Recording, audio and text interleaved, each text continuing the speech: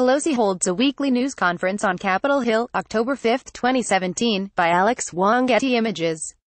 America's ongoing reckoning with UAL predation, precipitated by the allegations against Harvey Weinstein, has become a source of cognitive dissonance for the White House in the case of Alabama Senate candidate Roy Moore.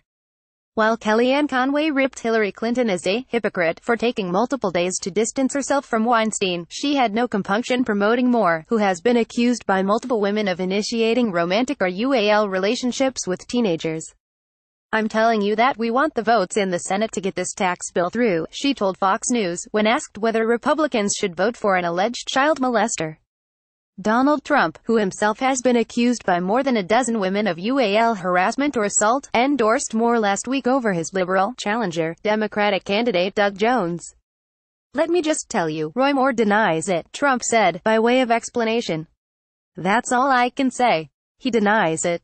And, by the way, he totally denies it. Not since the release of the Access Hollywood tape has Trump offered Republican women such a clear reason to avoid the voting booth."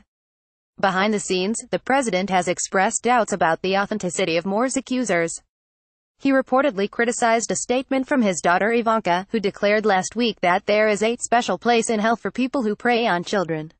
He is even said to have begun suggesting that his own statements about Uli assaulting women, which were captured on tape and for which he apologized, were faked. And yet, over the last several days, Democrats in Congress have ceded their moral authority in the wake of claims against two of their own, Senator Al Franken and Congressman John Conyers, who stands accused of retaliating against a staffer when she refused his UAL advances. Outside Capitol Hill, liberals have been grappling with the history of UAL assault within their own party, re-examining the legacies of men like Bill Clinton. But while the left is seeking accountability, Democratic leadership has seemed more concerned with providing cover for wayward members of their precarious flock.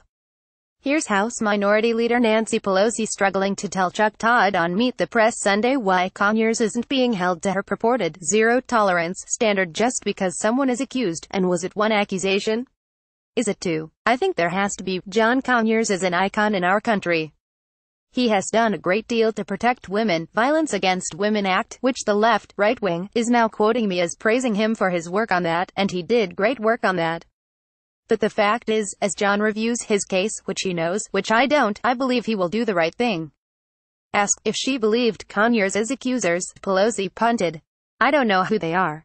Do you? They have not really come forward," she said. "That's for the Ethics Committee to review." Pelosi's interview engendered swift social media backlash, after which her office released a statement decrying Conyers' behavior. "Zero tolerance means consequences," the statement read, adding that Conyers had agreed to step down as a ranking member of the House Judiciary Committee. "No matter how great an individual's legacy, it is not a license for harassment. I commend the brave women for coming forward," Pelosi concluded. A New York Times article noted that she had been working behind the scenes with Conyers' team for days to come up with a graceful way for the congressman to step aside. Democrats in the Senate, too, appear to have their own definition of zero tolerance. Franken, who has been accused of forcibly groping several women and was photographed grabbing a sleeping woman's breasts, said during an interview on Sunday that while he had done plenty of reflecting in the past several days and was embarrassed and ashamed of his actions, he would return to work. "I'm going to take responsibility. I'm going to be held accountable through the Ethics Committee," he said in a statement. His Republican critics pointed out that the judicial process would be long and drawn out, not only highlighting the flaws of the current system to report harassment in Congress, but also delaying any political fallout. The silence on the Republican side of the aisle may be worse. But by opening themselves to charges of hypocrisy, Democrats have lost some of their moral high ground at a time when a tsunami of new UAL harassment allegations is reportedly bearing down on Congress. There are bipartisan efforts underway to get the House and Senate in order. Lawmakers have introduced processes to reform how UAL harassment and assault is handled by the Office of Compliance, which is facing heightened scrutiny using taxpayer money to settle claims against sitting congressmen.